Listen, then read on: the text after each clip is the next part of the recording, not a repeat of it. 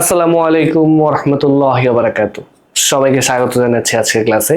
আজকে আমরা রসায়নের প্রথম চ্যাপ্টার এবং এটা হচ্ছে খুবই একটা ইন্টারেস্টিং একটা চ্যাপ্টার, কারণ স্বাভাবিকভাবেই এই চ্যাপ্টারটা পড়ার মাধ্যমে তুমি রসায়ন জিনিসটা কি, রসায়ন সাবজেক্টটাতে কি কি পড়তে যাচ্ছ সেটাকে তুমি ফিল করবা।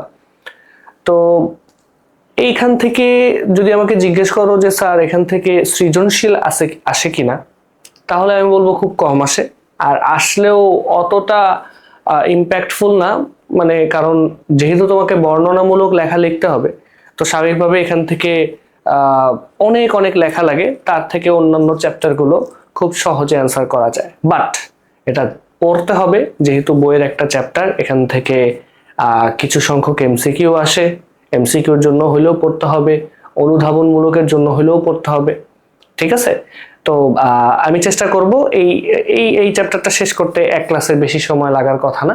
আজকের এই একটা ক্লাসে তোমাদের এই চ্যাপ্টারের ফুল কভার হয়ে যাবে, এবং চেষ্টা করবো এমনভাবেই পড়ানোর যাতে আমার স্লাইড পড়ার পর তোমরা তোমাদের বইটা পড়লে প্রত্যেকটা লাইন ইজিলি বুঝতে পারো। ঠিক আছে? তো চলো আমরা শুরু করি। দেখো, চ্যাপ্টারটার নাম হচ্ছে রসায়নের ধারণা। তার মানে তোমাকে এখানে কেমিস্ট্রি নিয়ে ধারণা দেওয়া হবে। ঠিক আছে? আচ্ছা, এবার দেখো রসায়নের পরিচিতি, এবং ফার্স্টেই আমি জাস্ট মানে এখানে রসায়নের সংজ্ঞাটা একটু ইনক্লুড করছি, যেটা তোমাদের আমার মনে হয় জানা উচিত। এখন কেমিস্ট্রি জিনিসটা কি, সংজ্ঞা তো আছেই, সেটা তো দেখতেই পাইতেছো, সংজ্ঞা পড়বা স্বাভাবিক। কিন্তু আমি জাস্ট তোমাকে একটু মানে তোমার সাথে একটু কথা বলি তোমাদের সাথে, যে কেমিস্ট্রি জিনিসটা কি সেটা একটু বুঝো। কেমিস্ট্রি জিনিসটা হচ্ছে আমাদের লাইফের সাথে কানেক্টেড।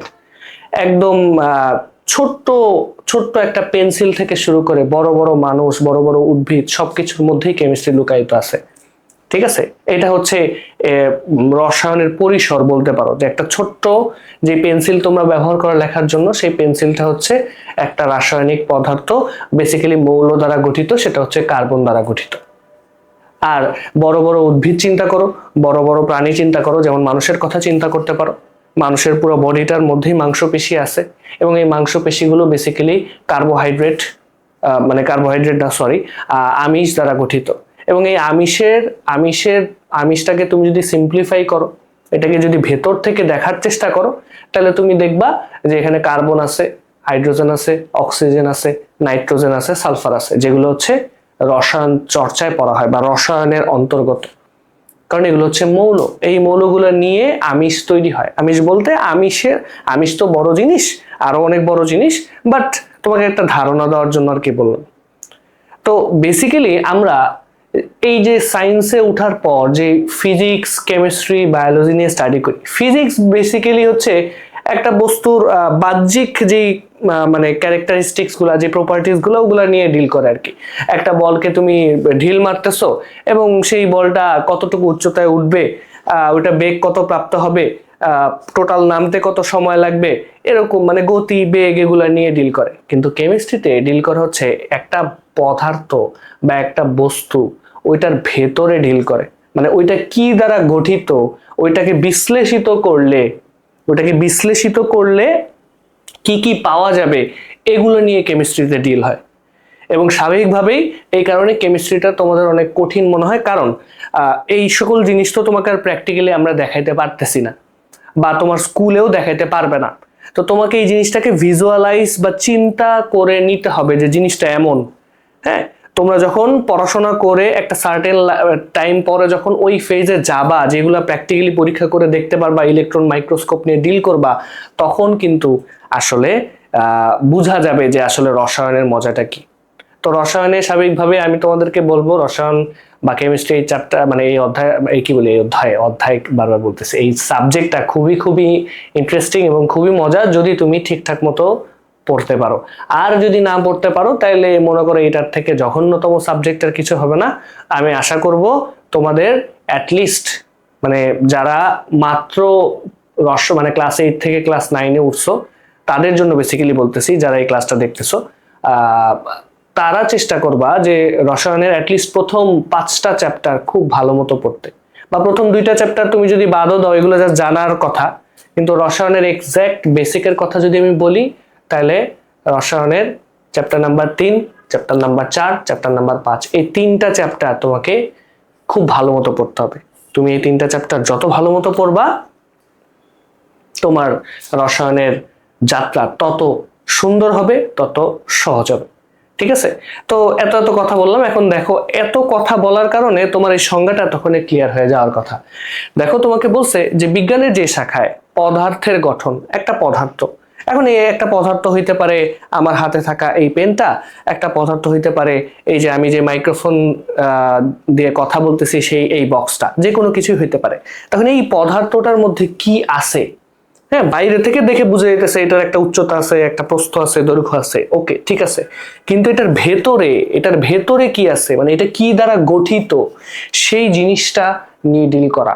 তো এখানে সেটাই বলছে যে পদার্থের গঠন, পদার্থের ধর্ম, ধর্ম বলতে এখন ধর্ম দুই ধরনের হইতে পারে, ধর্ম হইতে পারে ভৌত, ধর্ম হইতে পারে রাসায়নিক।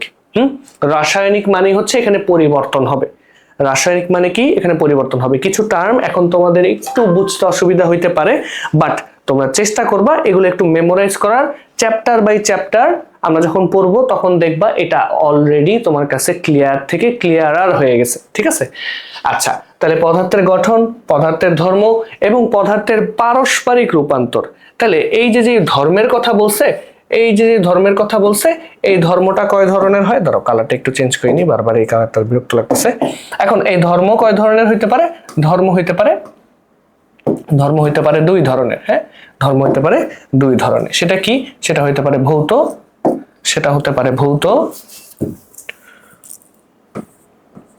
তাহলে এটা ভৌত ধর্ম হইতে পারে, এটা রাসায়নিক ধর্ম হইতে পারে। বেশি মোটা হয়ে গেছে নাকি? হ্যাঁ, একটু চিকন করা লাগবে মনে হচ্ছে লেখাটা, নাহলে তোমাদের জন্য বোধগম্য হবে না, বেশি মোটা করে ফেলছি। এই তো, হ্যাঁ। এখন দেখো এই যে কথাগুলো বলছে, ভৌত ধর্ম, রাসায়নিক ধর্ম হইতে পারে, রাইট? আবার পারস্পরিক রূপান্তর বলতে যেটা বোঝায় সেটা হচ্ছে, দেখো আমি তোমাকে একটা এক্সাম্পল দিই। ধরো কিভাবে এক্সাম্পল দিব, ধরো আমরা যে কোনো কিছুকে যখন পোড়াই, হ্যাঁ, যে কোনো কিছুকে যখন পোড়াই, একটা কাঠকে যখন পোড়াই বা একটা টায়ারকে যখন পোড়াই, তখন ওখান থেকে ধোঁয়া সৃষ্টি হয়, তাই না? গ্যাস সৃষ্টি হয়। ধোঁয়া বলতে ওখানে গ্যাস সৃষ্টি হইতেছে। বেসিক্যালি এই যেই কাঠ, সেটা এক ধরনের পদার্থ দিয়ে গঠিত, এবং এইটাকে তুমি পোড়ানোর ফলে, মানে পোড়ানো বলতে রূপান্তর করে তুমি এটাকে কিসে কনভার্ট করলা, গ্যাসে কনভার্ট করলা। ওখানে কি কি গ্যাস পাওয়া যাবে? কার্বন ডাই অক্সাইড পাওয়া যায়, হ্যাঁ, জলীয় বাষ্প পাওয়া যায়। জাস্ট এগুলো একটু মাথায় রাখো। তাহলে এই যে ব্যাপারগুলো ছিল কাঠ, হ্যাঁ, সেখান থেকে তুমি কি পাইলা? কার্বন ডাই অক্সাইড পালা, তারপর হচ্ছে জলীয় বাষ্প পাইলা। এগুলো হচ্ছে এই ধরনের পরিবর্তনগুলো হচ্ছে পারস্পরিক রূপান্তরের কথা বলছে। তো পারস্পরিক রূপান্তর বেসিক্যালি তোমাকে যেখানে এটা বলছে সেটা হচ্ছে রাসায়নিক পরিবর্তন। এটা তোমাকে বলছে কি, এটা হচ্ছে বেসিক্যালি রাসায়নিক পরিবর্তন। আশা করি তোমাকে কেমিস্ট্রি জিনিসটা বুঝাইতে পারছি। ঠিক আছে? তার মানে পদার্থের পরিবর্তন ঘটে, এবং যে সেক্টরে এগুলো নিয়ে আলাপ আলোচনা করা হয় সেটাকে আমরা রসায়ন বলি। এখন দা ওয়ার্ড রসায়ন বা কেমিস্ট্রি, তাই না? এই যে কেমিস্ট্রি শব্দটা দেখতেছো, এই কেমিস্ট্রি শব্দটা আসছে হচ্ছে একটা আরবি শব্দ থেকে। কই থেকে আসছে? একটা আরবি শব্দ থেকে আসছে। আরবি শব্দটা কি? আরবি মানে কেমিস্ট্রি শব্দের উৎপত্তিটা হয়েছে আরবি শব্দ, এবং সেই আরবি শব্দটা হচ্ছে আলকিমিয়া। সেই আরবি শব্দটা কি? আলকিমিয়া। আমার সাথে সাথে পড়ে ফেলো, এটা খুব সহজ, মানে জাস্ট পড়ে ফেলে হয়ে যাবে। এটা হচ্ছে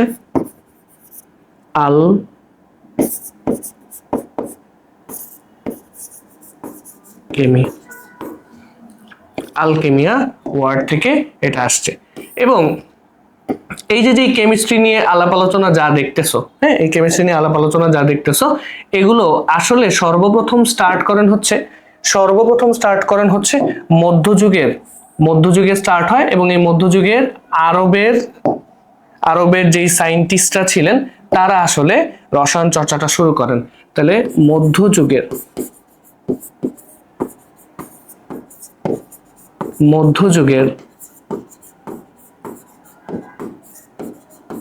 আরবের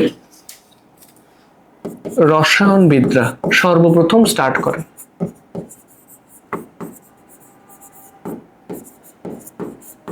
বিদরা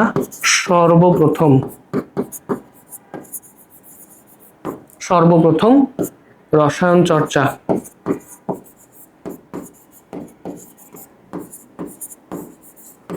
চর্চা শুরু করেন। হ্যাঁ, শুরু করেন। এবং তাদের ওই সময়কার রসায়ন চর্চা বা মধ্যযুগের যে রসায়ন চর্চাটা হইতো, সেই রসায়ন চর্চাটাকে আমরা আলকেমি নামে চিনি। তার মানে এই যে রসায়ন চর্চা, এটাকে আমরা বেসিক্যালি কি নামে চিনি? আলকেমি নামে চিনি। আশা করি তোমাকে এই লাইনগুলো বুঝাইতে পারছি যে এইটাই হচ্ছে আলকেমি নামে পরিচিত। আলকেমি নামে পরিচিত। এবং এর সাথে এই আলকেমি শব্দটার সাথে আরো ওতপ্রোতভাবে আরেকজন ব্যক্তির নাম মানে কানেক্টেড আছে। তিনি হচ্ছে জাবির ইবনে হাইয়ান। হ্যাঁ, তিনি হচ্ছেন জাবির ইবনে হাইয়ান। আরো অনেকেই কেমিস্ট্রি নিয়ে আলাপ আলোচনা করেন, মানে কেমিস্ট্রির শুরুর দিকে অনেক বিজ্ঞানীগণই আসলে অনেক হিউজ লেভেলে ইম্প্যাক্ট ফেলেন। গুরুত্ব সবারই আছে, কিন্তু কয়েকজনের নাম যেহেতু তোমাদের বইয়ে আসছে, সেই হিসাবে করে আমি তোমাকে বলতেছি। জাবির ইবনে হাইয়ান সর্বপ্রথম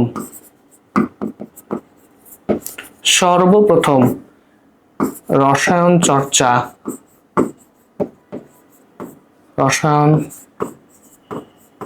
চর্চা শুরু করেন। রসায়ন চর্চা শুরু করেন, এই লাইনটা একটু মাথায় রাখতে হবে। হ্যাঁ, এই লাইনটা তোমাকে একটু মাথায় রাখতে হবে। এবং তোমার বইয়ে তোমরা যদি এখন বাকি লাইনগুলো একটু পড়ে ফেলো, এর বাইরে থেকে আর কিছুই আসার কথা না। ঠিক আছে?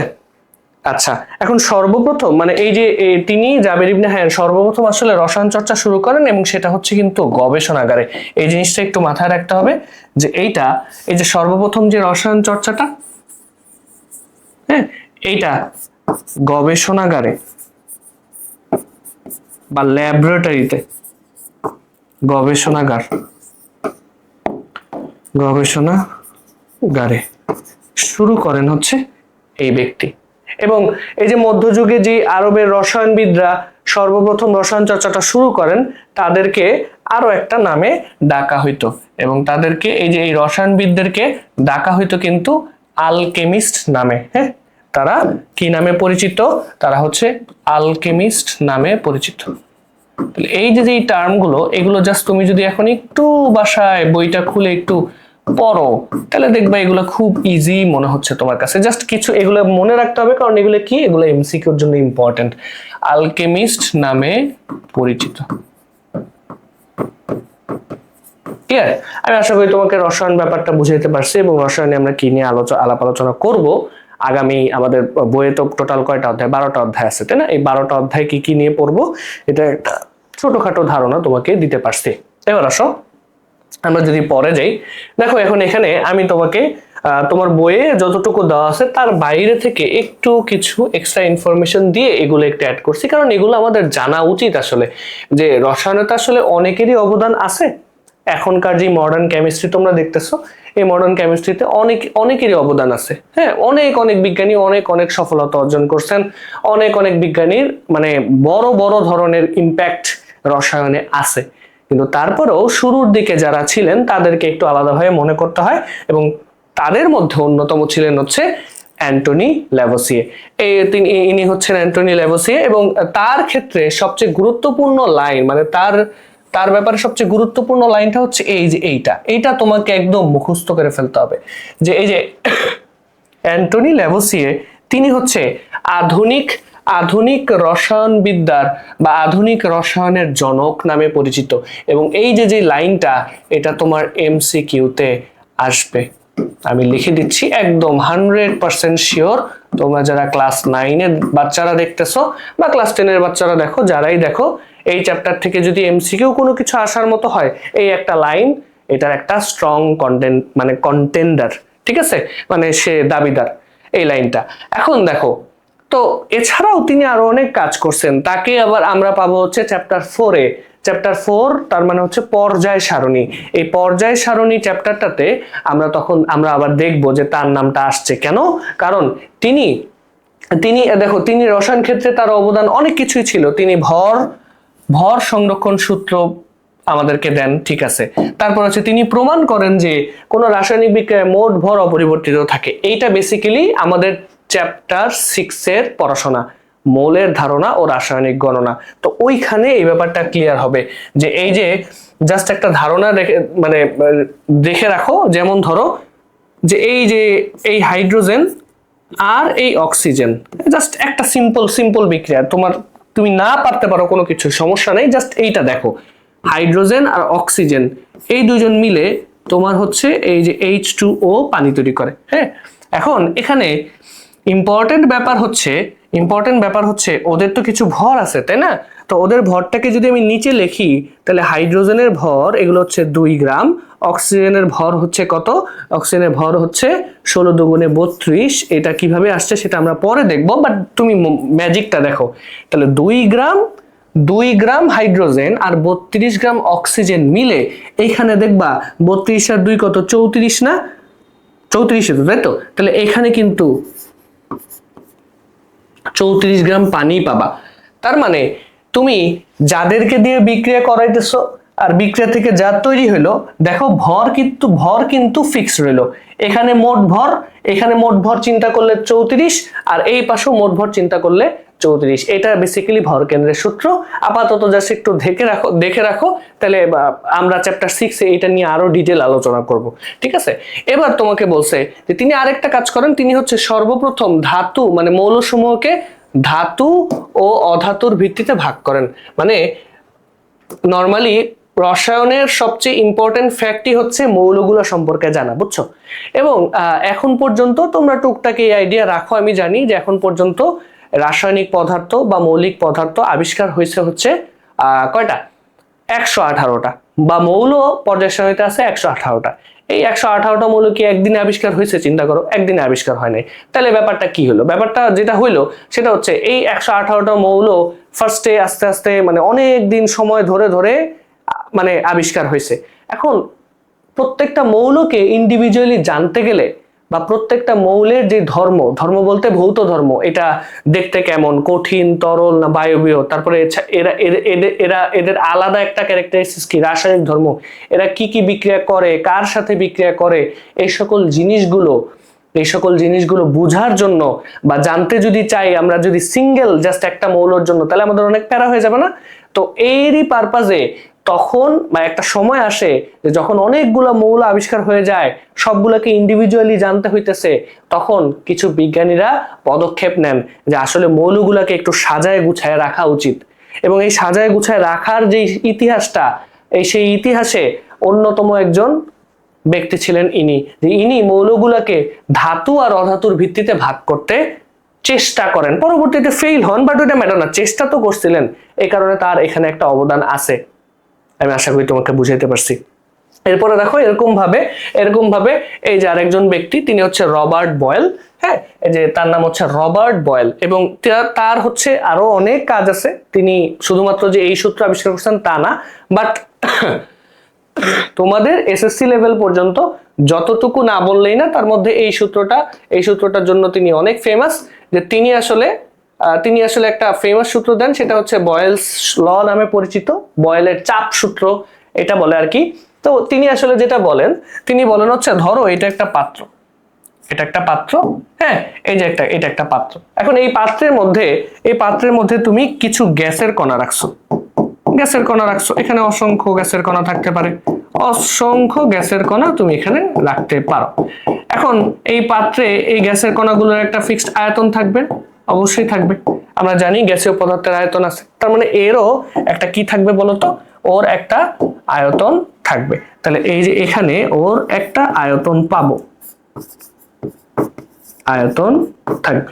এখন এই আয়তনটা ধরো আমি নাম দিলাম, আয়তনকে ভি দ্বারা প্রকাশ করে, এটা হচ্ছে V1। হ্যাঁ, এটা V1।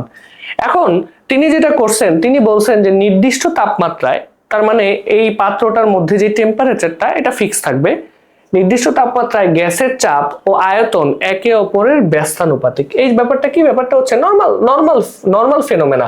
তিনি যেটা করছেন, নির্দিষ্ট তাপমাত্রায় এই এই পাত্রটার উপরে চারো সাইড থেকে তিনি প্রেসার ক্রিয়েট করতেছিলেন। এই যে এখান থেকে ধরো প্রেসার দিছে, এখান থেকে প্রেসার দিছে, এখন এখান থেকে প্রেসার দিলে এখন তুমি যদি চার সাইড থেকে এরকম ভাবে প্রেসার ক্রিয়েট করো, তাহলে তুমি আমাকে বলো তো যে এই পাত্রের আয়তন কি কমবে না? এই পাত্রের আয়তন কিন্তু কমবে। তাহলে এই যে কতটুকু কমবে, হ্যাঁ কতটুকু কমবে সেটা হচ্ছে চাপের উপরে ডিপেন্ড করবে। তো এই যে ব্যাপারগুলো, এগুলো হচ্ছে তোমার প্রেসার, এগুলো হচ্ছে কি, এখান থেকে তুমি চারো সাইড থেকে কি দিছো, চারো সাইড থেকে চাপ প্রয়োগ করছো। এই যে চাপ, হ্যাঁ এখানেও তুমি চাপ দিলা, এখানেও তুমি কি দিলা, চাপ দিলা। তাহলে এই যে চাপ প্রয়োগ করলা, চাপ প্রয়োগ করার কারণে আয়তনটা কি কমে আসবে না? আয়তন কমে আসবে। এখন ধরো আয়তন কমার পরে পাত্রটা হইলো ধরো এরকম, এই যে পাত্রটা হইলো ধরো এরকম। তাহলে এরকম যদি হয় পাত্র, সেই পাত্রের মধ্যে গ্যাস তো আর চেঞ্জ হয় নাই, তাই না? তাহলে এই যে ব্যাপারগুলো ঘটে, হ্যাঁ এই ব্যাপারগুলোকেই মানে এই সূত্রটা এইটাই বোঝায় যে চাপ প্রয়োগ করার কারণে আয়তন কি হইলো, আয়তন পরিবর্তিত হইলো। তাহলে এই যে আয়তন, এই আয়তনটাকে এখন ধরো V2 ধরলাম, তাহলে এটা পরিবর্তন হইলো। হ্যাঁ এখন এইটার সম্পর্কটা কিভাবে দেখায়? সম্পর্কটা হচ্ছে এই যে আয়তনের সাথে চাপের সম্পর্কটা কি? ব্যস্তানুপাতিক। দেখো চাপ ও আয়তনের সম্পর্ক একে অপরের ব্যস্তানুপাতিক। তাহলে তুমি যত চাপ প্রয়োগ করবা, বা এই যে চাপকে প্রেসার বা পি দ্বারা প্রকাশ করা হয়, এবং পি সমানুপাতিক এই যে 1/v।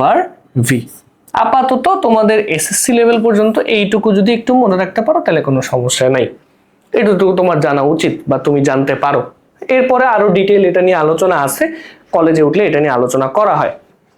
এবার আসো, এবার দেখো তারপরে হচ্ছে ইনি হচ্ছেন কি, ইনি হচ্ছেন স্যার ফ্রান্সিস বেকন। দেখো ওই যে স্যার ফ্রান্সিস বেকন। এখন তার কি আসলে মানে কি বলে অবদান ছিল আর কি, সেটা যদি একটু দেখি তাহলে দেখো তিনি আসলে কোনো সূত্র বা অত্যন্ত গুরুত্বপূর্ণ কোনো কিছু আবিষ্কার না করলেও তিনি একটা কাজ করেন, সেটা হচ্ছে তিনি পর্যবেক্ষণ, পরীক্ষা ও বাস্তব তথ্যের উপর ভিত্তি করে বৈজ্ঞানিক সিদ্ধান্ত নেওয়ার যে একটা মানে কি বলে এটাকে মানে সিদ্ধান্ত গ্রহণের কথা, বা এই যে প্রসেসটা, এই প্রসেসটা সম্পর্কে তিনি সর্বপ্রথম কাজ করেন। এবং এখান থেকেই কিন্তু আমাদের রসায়নের এই যে এই চ্যাপ্টারে একটু পরে আমরা দেখব যে থিসিস করার কিছু পার্ট আছে, গবেষণার কিছু ধাপ আছে, তার এই মতবাদের উপরে ভিত্তি করে বা তার এই চিন্তাধারার কনসেপ্টটাই কিন্তু ওখানে প্রতিফলিত হয়েছে। কথা বুঝতে পারছি? তো এখানে এই কথাগুলোই তিনি বলছেন, এবং এই পদ্ধতি আধুনিক রসায়নের পরীক্ষামূলক গবেষণার ভিত্তি তৈরি করে। এবং আধুনিক রসায়নের পরীক্ষামূলক গবেষণার ভিত্তি এই জিনিসটা দেখো, এই যে আজকে আমরা পড়বো সেটা হচ্ছে এই যে এখানে কই যেন দেখলাম, কই যেন রাখছি, এই যে এই যে এটাই সেই হচ্ছে গবেষণার যে প্রক্রিয়া। এই তিনি এইভাবে আসলে আমাদেরকে বলেন যে একটা জিনিস গবেষণা করতে চাইলে বা রসায়নের কোনো ব্যাপার নিয়ে গবেষণা করতে চাইলে তোমাকে এইভাবে আগাইতে হবে, এটা একটা ফ্লো চার্ট টাইপ। ঠিক আছে, আসো তাহলে সবই দেখতে পারবা। তারপর হচ্ছে এগুলা জাস্ট একটু রিডিং পড়লেই চলবে। তারপর হচ্ছে মোস্ট ইম্পর্টেন্ট, মানে ওনাকে বাদ দিলে তো হবেই না, উনি আসলে ওনার নাম হচ্ছে ডাল্টন সাহেব। হ্যাঁ, এবং তিনি একটা পরমাণু তথ্য আমাদেরকে দেন, সেটার নাম দেখো, তার এই পরমাণু তথ্যটা খুবই ফেমাস। পরমাণু বলতে এই যে আমরা বলি না যে রসায়নে কি করি, রসায়নে হচ্ছে একটা পদার্থের ভেতরে যা আছে বা একটা পদার্থকে বিশ্লেষণ করলে যা পাওয়া পসিবল, এগুলো নিয়ে ডিল করি। এবং তিনি সর্বপ্রথম এগুলো নিয়ে কথা বলা স্টার্ট করেন। এবং তিনি না, তারও আগে ডেমোক্রিটাস সাহেব বলছিলেন, বাট তার এই পরমাণু তথ্যটা ছিল এমন যে পরমাণু মানে তিনি আর কি বেসিক্যালি যেটা বলতে চাইছেন সেটা হচ্ছে পরমাণু অবিভাজ্য। এই যে পরমাণু শব্দটা, হ্যাঁ এই পরমাণু শব্দটা এইটাকে বলে হচ্ছে অ্যাটম। হ্যাঁ, এটাকে ইংলিশে বলে হচ্ছে অ্যাটম, ইংলিশে বলে অ্যাটম। হ্যাঁ, এই পরমাণু ইংলিশ টার্মটা হচ্ছে অ্যাটম। এবং এইটার অর্থ হচ্ছে মানে এটা হচ্ছে একটা ল্যাটিন ওয়ার্ড থেকে আসছে, এবং সেটা হচ্ছে অ্যাটোমোস থেকে, ল্যাটিন না গ্রিক এক্স্যাক্টলি মনে নাই, তো যাই হোক অ্যাটোমোস শব্দটা থেকে আসছে। এবং এই অ্যাটোমোস শব্দটার অর্থ হচ্ছে অবিভাজ্য। তো তার এই চিন্তাটা ছিল, যে চিন্তাটা কি ছিল, চিন্তাটা ছিল হচ্ছে ধরো তোমার কাছে একটা কাঁচ দিলাম, বা একটা কাচের মগ দিলাম, এখন তোমাকে বললাম এটা ভাঙো, এখন তুমি ভাঙলা, হ্যাঁ, এখন ধরো ফালাই দিলে, ফালাই দিলে কি 2-3 টুকরা পাবা আর কিছু ছোট ছোট টুকরা পাবা। আমি বললাম না হবে না, তুমি এটাকে আরো মিহি করে ভাঙো। তাহলে ব্যাপারটা হচ্ছে কাচকে তুমি যদি একটা পদার্থ চিন্তা করো, তো ডাল্টন সাহেব এটা বলেন যে একটা পদার্থকে তুমি যদি ভাঙতে থাকো ভাঙতে থাকো ভাঙতে থাকো ভাঙতে থাকো ভাঙতে থাকো, ভাঙতে ভাঙতে ভাঙতে ভাঙতে তুমি এমন মিহি দানায় পরিণত করে ফেলছো, বা এত ছোট এটাকে করে ফেলছো যে এরপরে এটাকে আর ভাঙা পসিবল না। যদি এই ওই যে যেই যেই ফেজে চলে গেলে বা যেই অবস্থায় চলে গেলে ওইটাকে আর ভাঙা পসিবল না, ওই অবস্থাটাই হচ্ছে তিনি নাম করেন পরমাণু। তিনি নাম করেন কি, ওই অবস্থাটাকে তিনি নামকরণ হচ্ছে পরমাণু। ক্লিয়ার? আমি আশা করি তোমাকে বুঝাইতে পারছি। তার মানে তিনি আসলে পরমাণু, এবং এইখান থেকে আরো একটা কথা বলা যায়, সেটা হচ্ছে এই পরমাণু হচ্ছে কি, এই পরমাণু হচ্ছে মৌলিক পদার্থের ক্ষুদ্রতম একক। এখান থেকেই ওই লাইনটা আসছে, বাট আপাতত না বুঝলেও সমস্যা নেই, একটু মনে রাখো এই পরমাণু হচ্ছে মৌলিক পদার্থের ক্ষুদ্রতম একক। মৌলিক পদার্থের ক্ষুদ্রতম একক। ওই যে এর থেকে আর ভাঙা পসিবল না, এর থেকে আর ছোট হবে না, ঠিক আছে? তো তার আরো অনেক মানে মানে অবদান আছে আমাদের কেমিস্ট্রিতে, বাট এইটা হচ্ছে one of the most important এবং এই চ্যাপ্টারের সাথে যায়, এই কারণে তোমাকে একটু বলা হয়েছে। তো এগুলো জাস্ট তুমি একটু কাইন্ডলি রিডিং পড়ে নিলে, এবং রিডিং পড়ার পর তুমি যদি বইটা পড়ো, বইয়ের ম্যাক্সিমাম লাইনই তুমি বুঝতে পারবা, কোনো সমস্যা নেই। এবার আসো, এবার যদি আমরা আসি যে এই যে দৈনন্দিন জীবনের রসায়ন, মানে এতক্ষণ তো আমি বললাম স্যার বলতেছে যে আসলে কি কেমিস্ট্রি সব জায়গাতে আছে, তাই না? হ্যাঁ, এই যে এইটার প্রমাণ হচ্ছে এই জায়গাতে, এটার প্রমাণ হচ্ছে এই জায়গাতে। দেখো কি বলছে, যে বিষয় বা ঘটনা, এটা তোমার বইয়ে আছে, এখন বই থেকেই তুলে নিয়ে আসছি। এখন কারণ আছে, কারণ হচ্ছে এই যে যেই টেবিলটা দেখতেছো তোমার চ্যাপ্টার 1 এর, এই টেবিল থেকে এমসিকিউ আসবে। হ্যাঁ, এই যে দেখো এটাকে আমি স্টার চিহ্ন দিচ্ছি, এটা অনেক অনেক অনেক বেশি ইম্পর্টেন্ট, এবং এইটা একটু কাইন্ডলি আপনারা ভালো মতো পড়বেন এবং দাগায় পড়বেন, যে এখান থেকে 1000% শিওর এমসিকিউ আসবে, 1000% শিওর। না আসলে আমার নাম চেঞ্জ করে ফেলবো। হ্যাঁ, ঠিক আছে, এই চ্যাপ্টার থেকে আর কি। এখন দেখো কি বলছে, প্রশ্নটা কি হইতে পারে। প্রথম এমসিকিউ তোমার এখান থেকে যেটা হইতে পারে, কাঁচা আম টক কিন্তু পাকা আম মিষ্টি, এটার কারণ হচ্ছে রসায়ন। বাট তার থেকেও বেশি ইম্পর্টেন্ট এখানে আছে, বলছে কাঁচা আমে বিভিন্ন ধরনের জৈব অ্যাসিড থাকে, এবং এই জৈব অ্যাসিড গুলোর নাম কি, সাকসিনিক অ্যাসিড, ম্যালিক অ্যাসিড, তারপরে হচ্ছে আরো অনেক অ্যাসিড থাকে, বাট এই দুইটা নাম স্যার, এই দুইটা নাম যে কাঁচা আমে কোন কোন অ্যাসিড পাওয়া যায়, এই দুইটা নাম আপনাদের পরীক্ষাতে আসবে, মনে থাকবে? এই যে এই দুইটা নাম পরীক্ষাতে আসবে। কাঁচা আমে কি থাকে, সাকসিনিক অ্যাসিড, ম্যালিক অ্যাসিড, ঠিক আছে? আবার কাঁচা আমটা যখন পেকে যাচ্ছে, কাঁচা আমটা যখন পেকে যাচ্ছে, তখন এইটাতে কি কি জিনিস থাকতেছে, এখানে থাকতেছে হচ্ছে গ্লুকোজ আর ফ্রুক্টোজ। গ্লুকোজ আর ফ্রুক্টোজ প্রত্যেকটা জিনিস আমরা পড়াবো, সমস্যা নেই, আপাতত জাস্ট নামগুলো চিনো। তাহলে কাঁচা আমে থাকে সাকসিনিক অ্যাসিড, ম্যালিক অ্যাসিড, আর পাকা আমে থাকে হচ্ছে গ্লুকোজ আর ফ্রুক্টোজ, এগুলো মুখস্থ করে ফেলবা। এরপরে হচ্ছে দেখো, এরপরে বলছে কেরোসিন, এই যে কেরোসিন আগুন ধরাইতে ব্যবহার করা হয়। তারপরে হচ্ছে প্রাকৃতিক গ্যাস, এটা সরি, এটা যদিও মানে তোমাদের দেখার কথা না, বাট যাদের বাসায় সিলিন্ডার গ্যাস আছে সেখানে কিন্তু প্রাকৃতিক গ্যাস আছে। বা মোম আগে অনেক ব্যবহার করা হতো, বাট এখন বাংলাদেশের মানে কি বলে, ওই যে কারেন্ট সাপ্লাইং অ্যাবিলিটি, বা আমাদের একটা সময় এমন হতো যে 2008-10 সময় আমরা যখন পড়াশোনা করতাম, দেখা যেত কি প্রত্যেক এলাকায় 1 ঘন্টা করে কারেন্ট যেত, এবং তখন আমরা অনেক মজা করতাম। বাট তখন কি করতো আম্মু, জোর করে মানে ওই মোম রেডি রাখতো, যে কারেন্ট গেলে ভাবতাম পড়া হবে না, না পড়তে হবে, ব্যাপারটা ওরকম একটা ফিক্স করে দিছিল। এবং তখন ওই যে মোমে আগুন ধরে মানে পড়তে বসতাম এবং মোমের আলোতে পড়তাম। বাট এখন তোমরা এখনকার মানে এই যুগে এই সময়তে কিন্তু বাংলাদেশে এটা খুবই কম দেখা যায়, বাট এটার চল কিন্তু আছে। তাহলে এই যে কেরোসিন, প্রাকৃতিক গ্যাস, মোম, এগুলো হচ্ছে, এগুলোকে দহন করলে এগুলো বেসিক্যালি হাইড্রোকার্বন দ্বারা তৈরি। এগুলো বেসিক্যালি কি? হাইড্রোকার্বন। দেখো যে কেরোসিন, প্রাকৃতিক গ্যাস, মোম, এগুলো মূল উপাদান। এই যে মূল উপাদান কি? হাইড্রোকার্বন। এইটা একদম মুখস্থ করে ফেলো, এটা একদম মুখস্থ করে ফেলো। এখন কথা হচ্ছে হাইড্রোকার্বন জিনিসটা কি? আগে ধরো এটা একটা মার্ক দিয়ে নেই, এবার হচ্ছে এখানে একটু লিখে আসো হাইড্রোকার্বন।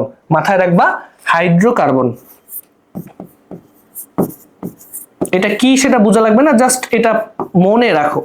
হাইড্রোকার্বন হচ্ছে এমন যৌগ বা এমন কিছু যেখানে কার্বন থাকবে প্লাস হাইড্রোজেন থাকবে। হ্যাঁ, এইটা একটু মাথায় রেখো, জাস্ট এই লাইনটা মাথায় রাখবা। ওকে, ক্লিয়ার?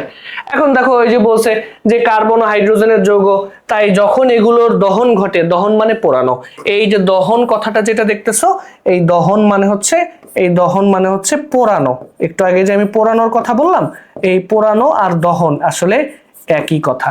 তাহলে পোড়ানো হয় বা দহন ঘটে, তখন এখান থেকে ওই যে কার্বন ডাই অক্সাইড, এই যে দেখো বলে দিছে, যেগুলোকে যখন পোড়াবো তখন এগুলোকে যখন পোড়াবো তখন কার্বন ডাই অক্সাইড পাবো, জলীয় বাষ্প পাবো, আলো পাবো, তাপ শক্তিও পাবো। পুরাটাই ইম্পর্টেন্ট। হ্যাঁ, বাট এগুলো অতটা ইম্পর্টেন্ট না, যেগুলো স্টার চিহ্ন দিছি এগুলোই বেশি ইম্পর্টেন্ট, এগুলো একটু ভালো মতো পড়ো। আচ্ছা, এরপরে দেখো পেটের অ্যাসিডিটির জন্য অ্যান্টাসিড ব্যবহার করি, এবং এইটা কিন্তু আমাদের আব্বু আম্মুরা, মানে তোমরা ছোট আছো তো তোমরা এখন হয়তো বা ওরকম ভাবে এটাকে না চিনতে পারো, বাট বাবা মাকে জিজ্ঞেস করলে বলে দিবে অ্যান্টাসিডটা কি। অ্যান্টাসিড হচ্ছে, ধরো তোমার পেটের মধ্যে অনেক জ্বালা করতেছে, এখন এই জ্বালাটা কেন করে বা জ্বালাটা করার মেইন কারণ হচ্ছে অনিয়মিত খাদ্যাভ্যাস। তুমি ঠিকঠাক মতো সময় মতো খাও না, তো সময় মতো না খাওয়ার কারণে ব্যাপারটা হয় কি, তোমার পেটের মধ্যে এই অ্যাসিডিটিটা হয়, এবং অ্যাসিডিটি হলে তখন আমাদের এক ধরনের ওষুধ খাইতে হয় যেটার নাম হচ্ছে অ্যান্টাসিড। এবং সেই অ্যান্টাসিডে কি কি থাকে? অ্যান্টাসিডে দেখো যে পাকস্থলীতে অতিরিক্ত হাইড্রোক্লোরিক অ্যাসিড নিঃসরিত হয়। তাহলে পাকস্থলীতে অ্যাসিডিটির যে কারণটা, এই যে অ্যাসিডিটির কারণ, এই অ্যাসিডিটির কারণটাকে, এই অ্যাসিডিটির কারণ হচ্ছে কি, এটা একটু মাথায় রাখো, এটা হচ্ছে ওই যে হাইড্রোক্লোরিক অ্যাসিড বললাম না, এটার সংকেত হচ্ছে এই যে HCl। হ্যাঁ, এটা একটু মাথায় রাখো, কারণ হচ্ছে এইটা HCl। তো এই যে HCl এর জন্য অ্যাসিডিটি সমস্যা হয়। এখন ওইটাকে রিপেয়ার করার জন্য, মানে ওইটাকে নিবারণ করার জন্য আমরা আবার কি করি? আমরা অ্যান্টাসিড খাই। সেই অ্যান্টাসিডে কি কি থাকে দেখো, সেই অ্যান্টাসিডে থাকে হচ্ছে অ্যালুমিনিয়াম হাইড্রোক্সাইড আর ম্যাগনেসিয়াম হাইড্রোক্সাইড। এই যে দুইটা লাইন, হ্যাঁ, এই দুইটা শব্দ একটু কাইন্ডলি পড়ে ফেলো। এই দুইটা শব্দ একটু কাইন্ডলি পড়ে ফেলো, এইটা আর এইটা। তাহলে বুঝাইতে পারতেছি যে আমি তোমাকে কিভাবে পড়াচ্ছি বা আমরা কিভাবে পড়াচ্ছি, সেটা তুমি আশা করি বুঝতে পারতেছো। এমন ভাবে পড়াবো যে তোমার একবার একটা চ্যাপ্টার পড়া হয়ে গেলে ওইটা একদম খাতাম, টাটা বাই বাই, এরকম টাইপের। ঠিক আছে, এই হচ্ছে তোমার এখান থেকে পড়াশোনা। তাহলে আবার একটু যদি রিক্যাপ করি পরের স্লাইডে যাওয়ার আগে, সেটা হচ্ছে কাঁচা আমে থাকে সাকসিনিক অ্যাসিড, ম্যালিক অ্যাসিড, পাকা আমে থাকে গ্লুকোজ, ফ্রুক্টোজ, তাই না? তারপর হচ্ছে প্রাকৃতিক গ্যাস, মোম, তারপরে আর কি বললো এখানে, কেরোসিন। এগুলো হচ্ছে কি, এগুলোর মূল উপাদান হাইড্রোকার্বন। এগুলোকে পোড়াইলে কি কি পাওয়া যায়? কার্বন ডাই অক্সাইড, জলীয় বাষ্প, আলো, তাপ শক্তি পাওয়া যায়। আচ্ছা, তারপরে পেটের অ্যাসিডিটির জন্য দায়ী কে? হাইড্রোক্লোরিক অ্যাসিড, সংকেতটা কি? HCl। এইটুকু একটু জেনে রাখো। আচ্ছা, এই অ্যাসিডিটির সমস্যা নিবারণে আমরা কি গ্রহণ করি বা কি খাই? সেটা হচ্ছে ম্যাগনেসিয়াম হাইড্রোক্সাইড এবং অ্যালুমিনিয়াম হাইড্রোক্সাইড। সংকেতগুলো এখন জানা লাগবে না, যেহেতু ক্লাস 9-এ তোমরা, সংকেত এখন জানা লাগবে না, বা ক্লাস 10-এর বাচ্চা হলে তো সংকেত জানবাই, স্বাভাবিক। বাট যারা ক্লাস 9-এ আছো তাদের জন্য এটা বেশি ইম্পর্টেন্ট না, আস্তে আস্তে সংকেত লেখা শিখে যাবা, কোনো প্যারা নাই, এখন এগুলা নিয়ে মাথা ব্যথা নাই। এবার আসো দেখো, এরপরে দেখো এইটা আসলে মানে এইটা জাস্ট রাখছি কারণ হচ্ছে রসায়ন পাঠের গুরুত্ব।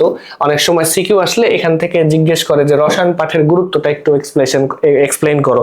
আলটিমেটলি এক কথায় বলে দিবা রসায়ন পাঠের গুরুত্ব। যারা সিকিউ লিখে অভ্যস্ত, এক কথায় লিখে দিবা রসায়ন পাঠের গুরুত্ব অপরিসীম। এই লাইনটা আগে লিখবা, তারপরে যা মন চায় তাই লেখো। রসায়ন পাঠের গুরুত্ব কি? অপরিসীম। শেষ, এটা আগে লেখো তুমি। হ্যাঁ, অপরিসীম। পরীক্ষার খাতা আগে এটা লিখবা, তারপরে তুমি যা মন চায় তা লেখো। সেটা এখন দেখো এখানে আমি তোমার বইয়ে অনেক বড় করে লেখা আছে, বাট আমি শর্ট করে ছোট করে তোমাকে এখানে একটু বুঝাই দিছি, এবং এইটা তোমাকে একটু মাথায় রাখতে হবে। ওই যেটা আমি একদম ফার্স্টে বলছি, আমাদের আশেপাশে যা কিছু আছে সবকিছুর মধ্যে রসায়ন ইন্টিগ্রেট করা, বা সবকিছুর মধ্যে রসায়ন আছে, তুমি একটু দেখলেই ওখানে কি রসায়ন আছে তুমি বের করে ফেলতে পারবা।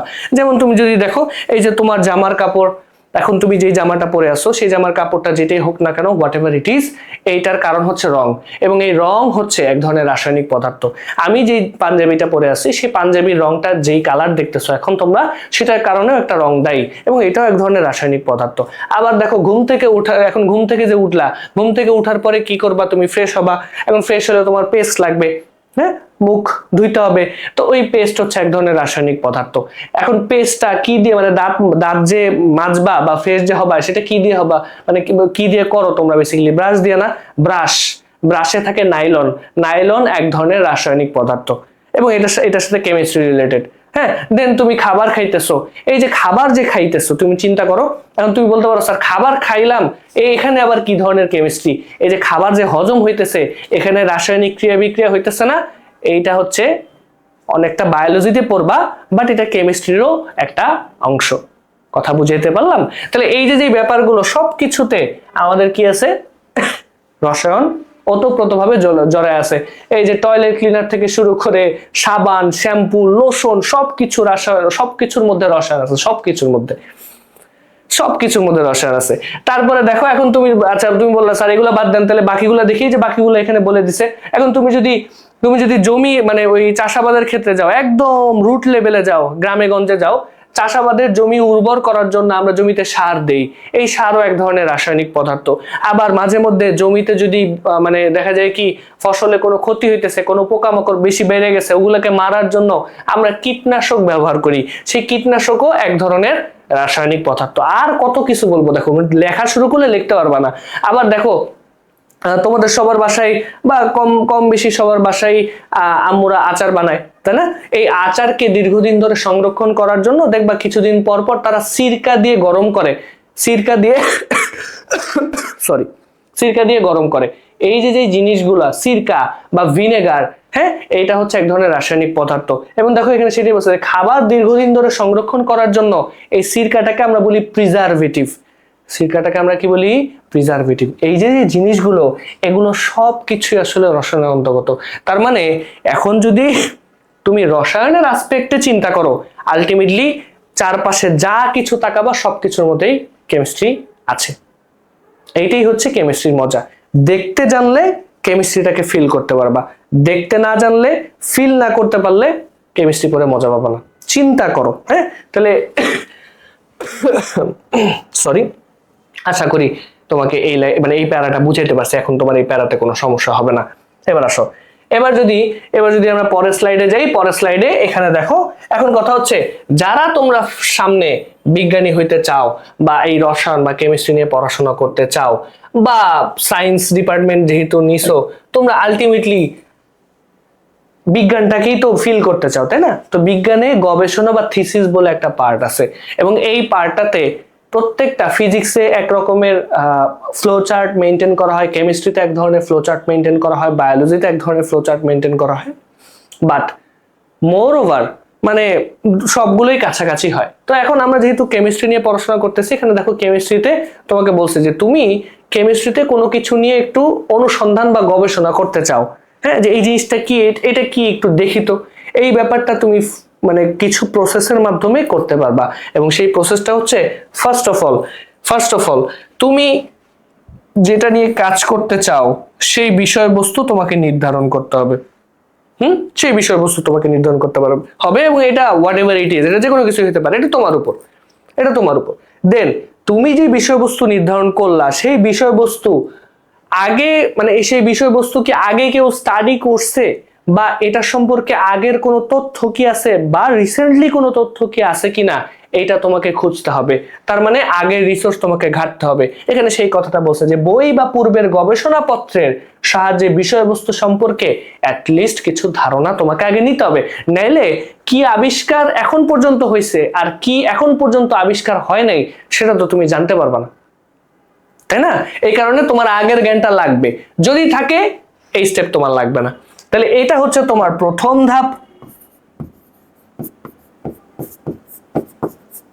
আর এইটা হচ্ছে তোমার কি দ্বিতীয় ধাপ। আচ্ছা, তো প্রথম ধাপ দ্বিতীয় ধাপের পরে তৃতীয় ধাপটা কি? তৃতীয় ধাপ হচ্ছে তুমি সবকিছু মানে নলেজ গ্যাদার করলা। নলেজ গ্যাদার করার পরে তোমাকে এখন কি করতে হবে? প্রয়োজনীয় বস্তু, হ্যাঁ, প্রয়োজনীয় বস্তু এবং যন্ত্রপাতি প্রয়োজনীয় বস্তু এবং যন্ত্রপাতি এবং পরীক্ষা প্রণালী নির্ধারণ করবা। তার মানে এখন তুমি যে নতুন জিনিস আবিষ্কার বা গবেষণা করতে চাইতেছো, সেইটাকে প্রমাণ করার জন্য তোমাকে তো কিছু এক্সামিনেশন করতে হবে, তোমাকে কিছু পরীক্ষা করতে হবে। সেই পরীক্ষাগুলো কিভাবে করবা সেগুলোর একটা খসড়া তৈরি করবা, এবং সেখানে এই কথাগুলো বলা আছে। এবং এইটা হচ্ছে তোমার ধাপ 3, বা এইটা হচ্ছে তোমার তৃতীয় ধাপ। হ্যাঁ, আচ্ছা, খসড়া করলা। খসড়া করার পরে এখন তোমাকে কি করতে হবে? তোমাকে ওই পরীক্ষাগুলো করতে হবে। তাহলে তুমি পরীক্ষা করবা, তাহলে পরীক্ষণ হচ্ছে তোমার চতুর্থ ধাপ। তাহলে দেখো এগুলো খুব সহজ, জাস্ট তুমি যদি এখন একটু ঠান্ডা মাথায় পড়ো না, এগুলোর মতো সহজ জিনিস নেই, বুঝছো? পরীক্ষণ, তুমি পরীক্ষা করবা। আচ্ছা, পরীক্ষা করার পর তুমি কিছু রেজাল্ট পাবা স্বাভাবিকভাবে। এখন সেই রেজাল্টটা আগের রেজাল্টের সাথে, মানে আগের তথ্যগুলোর সাথে ম্যাচ করলো নাকি নতুন কিছু পাইলা, সেইটা এখানে বিশ্লেষণ করতে হবে। এবং দেখো সেটাই বলছে যে তথ্য সংগ্রহ এবং তথ্যের বিশ্লেষণ এখানে করা হয়। এবং এইটা কিন্তু তোমার পঞ্চম ধাপ।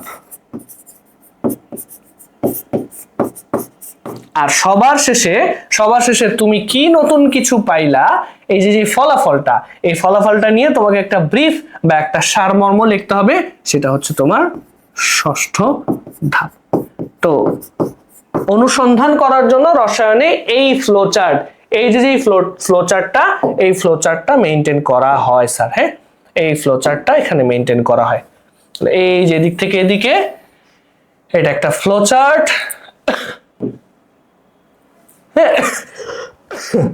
এই ফ্লোচার্টটা কি করে সবাই মেইনটেইন করে।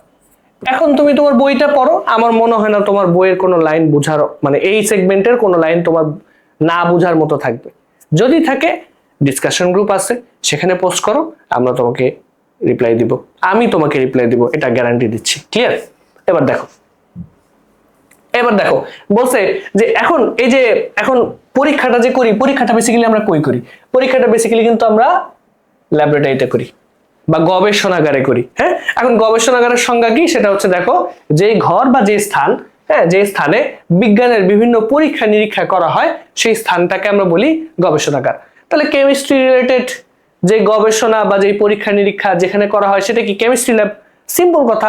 তো এখানে গবেষণাগার কাকে বলে মাঝে মধ্যে আসতে পারে। এখন কথা হচ্ছে, আগে একটু বলে নেই, কেমিস্ট্রি জিনিসটা যত ফান ততটাই ডেঞ্জারাস বলতে, এখানে যেহেতু তুমি রাসায়নিক পরিবর্তন নিয়ে ডিল করতেছো, একটা পদার্থকে অন্য কিছুতে রূপান্তর করে ফেলতেছো, জাস্ট লাইক তুমি চিন্তা করে দেখো, প্রাকৃতিক গ্যাসকে তুমি পোড়াইতেছো, তাই না?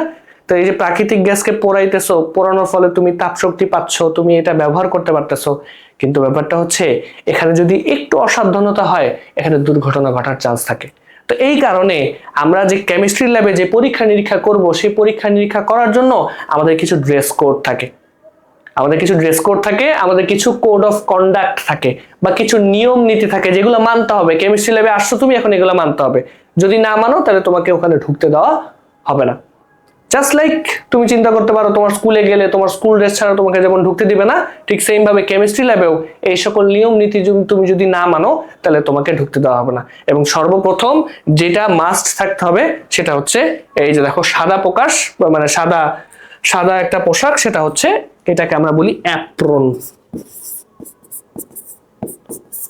এবং তোমাকে এই অ্যাপ্রনটা থাকতেই হবে, তোমার অ্যাপ্রন।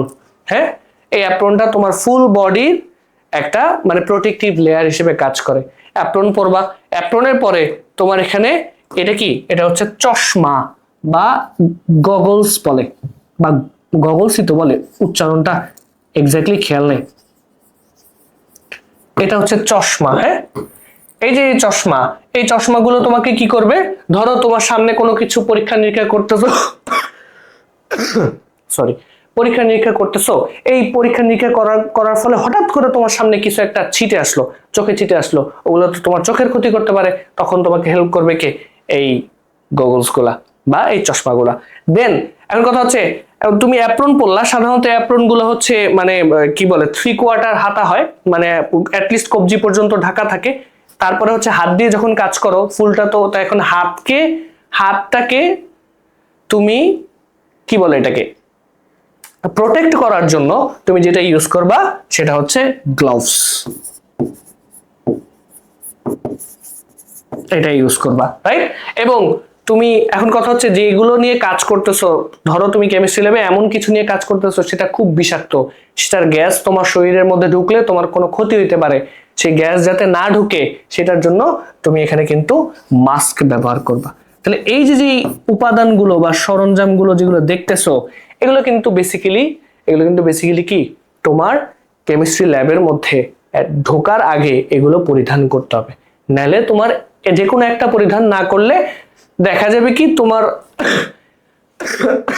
একদিন কোনো প্রবলেম হবে না, 2 দিন কোনো প্রবলেম হবে না, দেখা যাবে হঠাৎ করে একদিন এমন একটা প্রবলেম হবে যেটার আর কোনো রিফান্ড পাবা না তুমি। মানে যেখানে ওখান থেকে যে ইনজুরি হবে সেই ইনজুরিতে তুমি মনে করো তোমার অনেক বড় ধরনের ইনজুরি হয়ে যাবে। তাহলে এই কারণে মানে আগে থেকে সেফটি যে প্রিকশনস গুলো থাকে সেগুলো মেনটেন করাই তো বেটার, তাই না? তো এই কারণে এগুলো মাস্ট। তুমি রসায়ন নিয়ে আলোচনা করতে গেলে বা কেমিস্ট্রি ল্যাবে যদি কখনো ঢোকা হয় স্কুল থেকে, দেখবা মানে টিচাররা যখন এখন স্কুলে ঢুকলে তো তোমাকে টিচাররা সবকিছু দেখাবে, ধরতে দেবে না কিছু, বাট আলটিমেটলি যদি তুমি কখনো এই সেক্টরে কাজ করার মানে সৌভাগ্য তোমার হয়, তাহলে তুমি দেখবা তোমার এগুলা হচ্ছে মেনটেন করতে হবে না, এগুলা না মেনটেন করতে পারলে তোমার কোনো ক্ষতি হবে, আর আলটিমেটলি তো মেনটেন না করলে তোমাকে ঢুকতেই দিবে না। বেসিক কথা হচ্ছে এইটা। তাহলে এই কথাগুলো তোমার মানে খুব ইজি, এগুলা যে মানে এই চ্যাপ্টারটা তুমি একটা স্টুডেন্ট যদি ভালো মতো জাস্ট ঠান্ডা মাথায় রিডিং পড়ে, একটা লাইনও না বোঝার মতো কিছু নাই। এবার আসো, এখন দেখো কিছু সাংকেতিক চিহ্ন।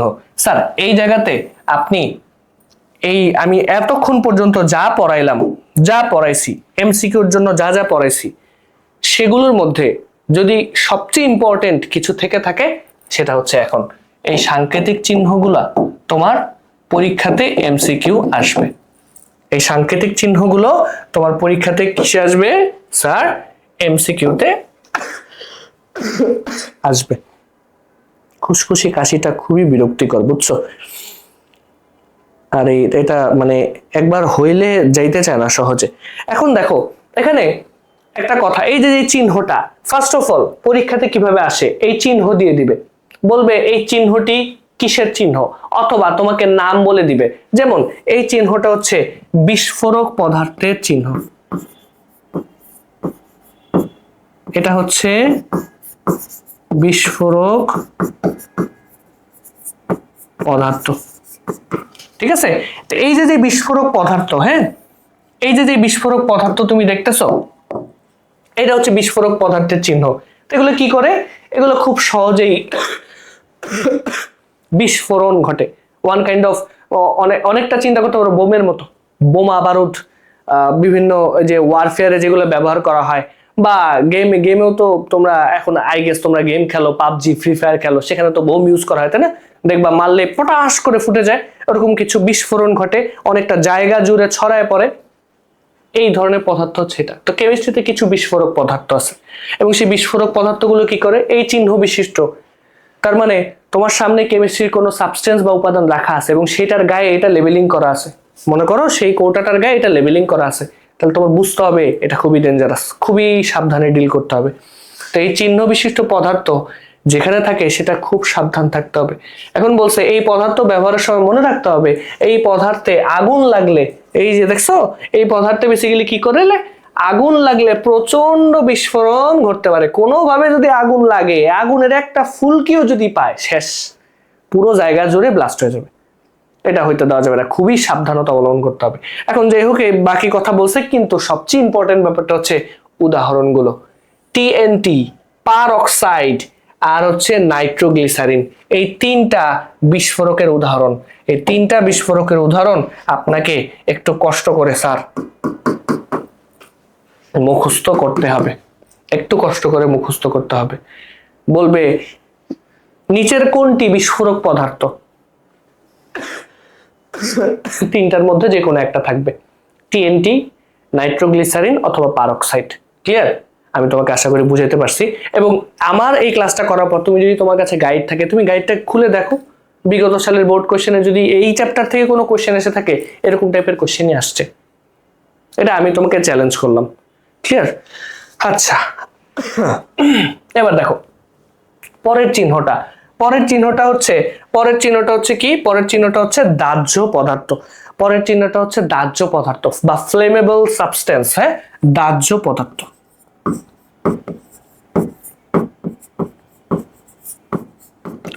দাহ্য পদার্থ মানে হচ্ছে অতি সহজে তুমি এটাকে আগুন ধরাইতে পারবা। অতি সহজে তুমি এখানে আগুন ধরাইতে পারবা, ফ্লেমেবল সাবস্টেন্স। আচ্ছা, ভালো কথা, বুঝলাম। এখন কথা হচ্ছে এই যে উদাহরণগুলো কি, উদাহরণগুলো ইম্পর্টেন্ট স্যার। অ্যালকোহল, ইথার, এগুলো বেসিক্যালি দাহ্য পদার্থ। অ্যালকোহল এবং ইথার এগুলো বেসিক্যালি দাহ্য পদার্থ। ঠিক আছে, তাহলে আবার একটু মনে মনে রিক্যাপ করো। বিস্ফোরক কি কি ছিল? বিস্ফোরক ছিল টিএনটি, পারক্সাইড, নাইট্রোগ্লিসারিন। দাহ্য কারা? Alcohol, ether. এরকম ভাবে বারবার পড়ো, বারবার পড়লে মুখস্থ হয়ে যাবে। এবার আসো পরেরটা কি। পরের সাংকেতিক চিহ্ন হচ্ছে, দেখো এটা খুবই খুবই মানে ডেঞ্জারাস। দেখো মাথার খুলি টুলি রেখে দিছে, মাথার খুলি রেখে দিছে। এখন এইটা হচ্ছে বিষাক্ত পদার্থ। এটা এটা এটা মানে বোঝাচ্ছে এটা হচ্ছে বিষাক্ত পদার্থের সাইন। হ্যাঁ, বিষাক্ত পদার্থ। এখন একটু খেয়াল করো, এই যে যে বিষাক্ত পদার্থ যেটা দেখতেছো, বিষাক্ত পদার্থ, এই বিষাক্ত পদার্থ কি করে আমাদের শরীরের জন্য? এটা টক্সিক, ক্ষতিকারক। হ্যাঁ, কোনোভাবে যদি আমাদের শরীরে এটা ঢোকে, আমাদের শরীর ক্ষতি সাধন করবে, আমাদের শরীরে টক্সিসিটি লেভেলটা বেড়ে যাবে আর কি। তাহলে এখানে এই যে দেখো, শরীরে লাগলে বা শ্বাস প্রশ্বাসে যদি যায়, মানে ভেতরে যদি ঢুকে, তাহলে শরীরের মধ্যে প্রবেশ করলে শরীরের নানান ধরনের ক্ষতি হতে পারে, ক্যান্সার, হ্যাঁ, বা মানে নানান ধরনের ফিজিক্যাল যেই হার্ম গুলা একটা মানুষের হওয়া পসিবল, সেটা হইতে পারে। এখন সেগুলোর এক্সাম্পল গুলো কি কি? এক্সাম্পল গুলো হচ্ছে বেনজিন, ক্লোরোবেনজিন, মিথানল। এই যে পয়েন্টগুলো যে আমি তোমাকে দাগাই দিচ্ছি, এগুলোই হচ্ছে এই জায়গার সবচেয়ে দামি পড়াশোনা। হ্যাঁ, এই যে এই জায়গার সবচেয়ে দামি পড়াশোনা হচ্ছে এগুলো, এগুলো তোমাকে মনে রাখতে হবে। আর কিছু পড়ো না পড়ো, চিহ্নটা মনে রাখো আর এটা মনে রাখো, এখান থেকে তাইলেই হবে। এই চ্যাপ্টার থেকে এইটা পড়লেই চলে। ঠিক আছে? আচ্ছা, পরেরটাতে আসি। পরেরটা কি? পরেরটা হচ্ছে, দেখো পরেরটা কি বলতো? পরেরটা হচ্ছে উত্তেজক পদার্থ। এবং এই জায়গা থেকে এমসিকিউ আসার সম্ভাবনা তুলনামূলক বেশি। তুলনামূলক এখান থেকে বাকিগুলোর থেকে এইটা থেকে আসে বেশি। উত্তেজক, উত্তেজক পদার্থ, উত্তেজক পদার্থ। এখন একটা ব্যাপার দেখো, এই যে যে উত্তেজক পদার্থ, তার মানে এই কোনো বোতল বা কোনো কিছুতে বা কোনো কৌটাতে যদি এই সাইনটা থাকে, তাহলে বুঝবা এটা উত্তেজক পদার্থ। এক্সাম্পল গুলো কি কি স্যার? এক্সাম্পল গুলো হচ্ছে, এখানে ডাস্ট বলাটা ঠিক হয় না, এটা হচ্ছে বেসিক্যালি সিমেন্ট ডাস্ট হবে। সিমেন্ট ডাস্ট, এটা শুধু ডাস্ট না, এটা হচ্ছে সিমেন্ট ডাস্ট।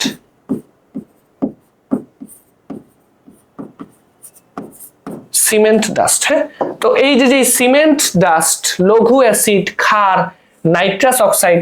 তো তুমি এখান থেকে এই যে সিমেন্ট ডাস্টটা ভালো মতো পড়বা, এটাই বেশি ইম্পর্টেন্ট। এগুলা সাধারণত অত আসে না।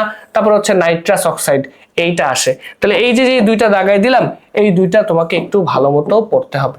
এই দুইটা একটু ভালো মতো পড়বা। নিচের কোনটি উত্তেজক পদার্থ? সিমেন্ট ডাস্ট আর হচ্ছে নাইট্রাস অক্সাইড। ক্লিয়ার? আসো এবার দেখো পরের এটা কি? এটা কি একটু চিন্তা করে দেখো, এগুলো সব বইয়ে আছে। পরের যেই তুমি সাংকেতিক চিহ্নটা দেখতেছো, এইটা বেসিক্যালি হচ্ছে স্বাস্থ্য ঝুঁকিপূর্ণ পদার্থ। স্বাস্থ্য ঝুঁকিপূর্ণ মানে এগুলো তোমার স্বাস্থ্যের জন্য খুবই খুবই খুবই ডেঞ্জারাস। স্বাস্থ্য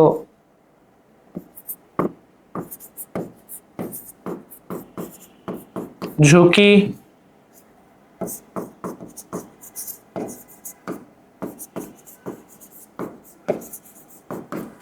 স্বাস্থ্য ঝুঁকিপূর্ণ পদার্থ। স্বাস্থ্য ঝুঁকিপূর্ণ পদার্থ। এখন স্বাস্থ্য ঝুঁকিপূর্ণ পদার্থ কি? এই পদার্থগুলো ত্বকে লাগলে বা শ্বাস প্রশ্বাসের সাথে ভেতরে গেলে আলটিমেটলি আমাদের নানান ধরনের ক্ষতি সাধন করে, যেটা আমার মনে হয় তোমার এই যে এখানেও তুমি দেখে আসছো যে কোথায় এই যে দাহ্য পদার্থ, তারপর হচ্ছে বিস্ফোরক পদার্থ, কই যেন দেখলাম, এই যে উত্তেজক পদার্থ, এগুলো সবই হচ্ছে তোমার ক্ষতি করতেছে। তো এগুলো খুব নর্মাল কথাবার্তা, বাট যেটা বেশি ইম্পর্টেন্ট সেটা হচ্ছে এই যে উদাহরণগুলো। উদাহরণগুলো কই গেল? উদাহরণগুলো কই গেল? উদাহরণগুলো কোথায় গেল রে? উদাহরণগুলো কি দেয় নাই?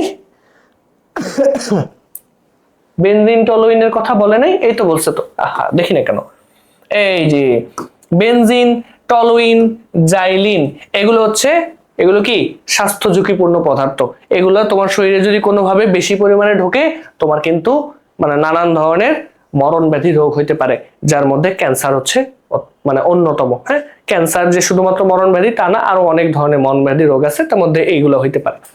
ঠিক আছে, তাহলে স্বাস্থ্য ঝুঁকিপূর্ণ পদার্থ কোনগুলো? স্বাস্থ্য ঝুঁকিপূর্ণ পদার্থ হচ্ছে বেনজিন, টলুইন, জাইলিন। হ্যাঁ, এগুলো পড়ে ফেলবেন স্যার। হ্যাঁ, এরপরে আসো, এরপরে কি? এরপরে হচ্ছে দেখো এইটা হচ্ছে তেজস্ক্রিয় পদার্থ। এটা হচ্ছে তেজস্ক্রিয় পদার্থ। এখন দেখো এই তেজস্ক্রিয় পদার্থটা খুবই অ্যালার্মিং, এবং এই যে জিনিসটা তুমি দেখতেছো এইটা আসলে খুবই ডেঞ্জারাস, খুবই ডেঞ্জারাস। তোমাকে জাস্ট একটা ঘটনা বলি, বা তোমাদের জানা উচিত যে দ্বিতীয় বিশ্বযুদ্ধের সময় যে মানে বম্বিংটা হয় জাপানের হিরোশিমা আর নাগাসাকি অঞ্চলে, সেখানে কিন্তু পারমাণবিক বোমা নিক্ষেপ করা হয়েছিল, এবং সেই পারমাণবিক বোমার মধ্যে তেজস্ক্রিয় পদার্থ ছিল, যেটা ছিল ইউরেনিয়াম, তাই না? বা আরো এখন এই তেজস্ক্রিয় পদার্থ অনেক রকমের আছে। এগুলো কি বেসিক্যালি? এগুলো হচ্ছে তেজস্ক্রিয় পদার্থটা তোমাকে আমি একটু বুঝাই। মানে ধরো তোমাকে এক টুকরা ইউরেনিয়াম দিলাম, ধরো কথার কথা, তো এই ইউরেনিয়াম তোমাকে এক টুকরা দিলাম এবং সেখানে ধরো ভর ছিল হচ্ছে 10 গ্রাম। এখন তুমি এই 10 গ্রাম ইউরেনিয়াম তুমি তোমার টেবিলের উপরে রাখলা, রাখার পরে ধরো তুমি একটু বাসার নিচে যে বা তুমি একটু ঘোরাফেরা করে বাইরে থেকে বাসায় আসলা, তুমি দেখবা এই 10 গ্রাম ইউরেনিয়ামের মধ্যে অলরেডি 7-8 গ্রাম ইউরেনিয়াম নাই। মানে যদিও অনেক বেশি বলে ফেলছি, বাট দেখে গেছো 10 গ্রাম, পাবা তার থেকে কম। তার মানে কি করতেছে? তার মানে সে কিছু জিনিস তার মানে যেখানে রেখে দিচ্ছ তার আশেপাশে সে রেডিয়েট করতেছে।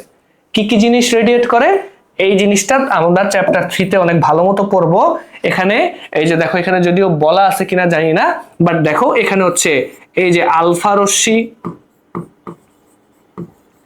তারপর হচ্ছে বিটা রশ্মি, তারপর হচ্ছে গামা রশ্মি। হ্যাঁ, এই জিনিসগুলো হচ্ছে তেজস্ক্রিয়তার ফলে তৈরি হয়।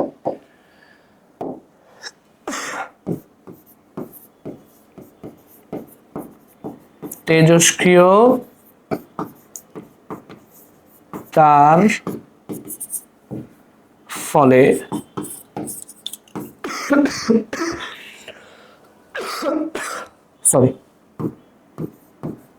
সৃষ্ট,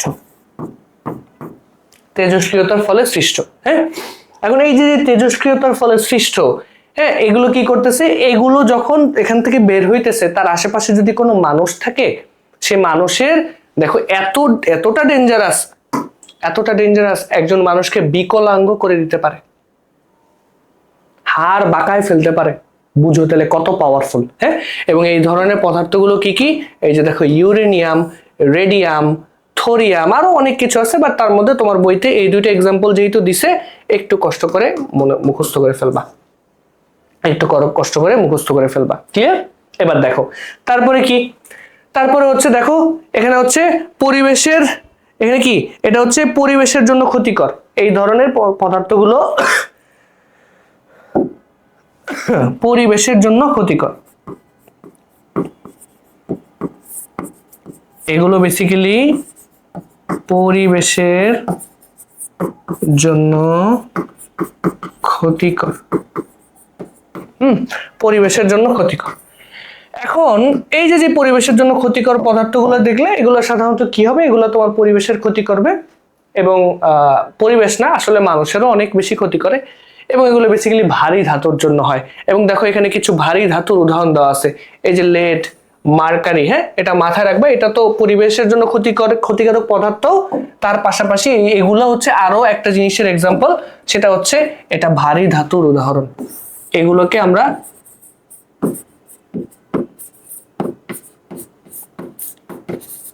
ভারী ধাতু বলি। হ্যাঁ, তো এইগুলো যদি যেখানে সেখানে থাকে, বা ধরো এগুলো নদী নালাতেই পড়লো, নদী নালার মাধ্যমে মাছের মধ্যে ঢুকবে, মাছ তো মরেই যাবে কিছু, বাট যেগুলোর মধ্যে ঢুকবে সেই মাছগুলো যখন আমরা খাবো, ওই টক্সিক জিনিসগুলো, ওই বিষাক্ত জিনিসগুলো আমাদের শরীরের মধ্যে ঢুকবে, এবং এই পরবর্তীতে এখান থেকে আমাদের ক্যান্সার হওয়ার পসিবিলিটি অনেক অনেক বেশি বেড়ে যায়, আর নানান ধরনের রোগ তো হবেই। ঠিক আছে, তো এইগুলা আমাদেরকে খুব সাবধানে ইউজ করতে হবে। এবং লাস্ট যে পার্টটা, সেটা হচ্ছে ক্ষত সৃষ্টিকারী। সেটা হচ্ছে কি ক্ষত সৃষ্টিকারী, এটা একটু মাথায় রাখবেন। এটা হচ্ছে ক্ষত সৃষ্টিকারী। কে ফোন দিচ্ছে? ক্ষত সৃষ্টিকারী। ক্ষত সৃষ্টিকারী। এখন দেখো ক্ষত সৃষ্টিকারী পদার্থগুলো যেগুলো তুমি দেখতেছো, এইটা এখানে তুমি কি দেখতেছো, এখন দেখো এগুলো কি করে, এগুলো তোমার ক্ষতি করে, নানান ভাবে ক্ষতি করতে পারে, বাট এইটার ম্যাক্সিমাম উদাহরণ হচ্ছে কি, এই যে দেখো ম্যাক্সিমাম উদাহরণ হচ্ছে, এখানে বেসিক্যালি বলে নাই, বাট হ্যাঁ বলেও দিছে আবার, দেখো এই যে হাইড্রোক্লোরিক অ্যাসিড, তারপর হচ্ছে সালফিউরিক অ্যাসিড, সোডিয়াম হাইড্রোক্সাইডের ঘন দ্রবণ, এই জাতীয় পদার্থের উদাহরণ। বেসিক্যালি এখানে তোমাকে যেটা বলতে চাইছে সেটা হচ্ছে অ্যাসিড, গাঢ় অ্যাসিড এবং ক্ষার, এগুলো বেসিক্যালি কিসের উদাহরণ? এগুলো বেসিক্যালি ক্ষত সৃষ্টিকারী পদার্থের উদাহরণ। তাহলে দেখো জাস্ট একটু যদি রিক্যাপ করো, ক্ষত সৃষ্টিকারী পদার্থগুলো কি কি, এগুলো অতটা ইম্পর্টেন্ট না, আসে না, তারপরেও জাস্ট একটু এটা আসে আবার মাঝে মধ্যে, তো এগুলো একটু মাথায় রেখো। তাহলে ক্ষত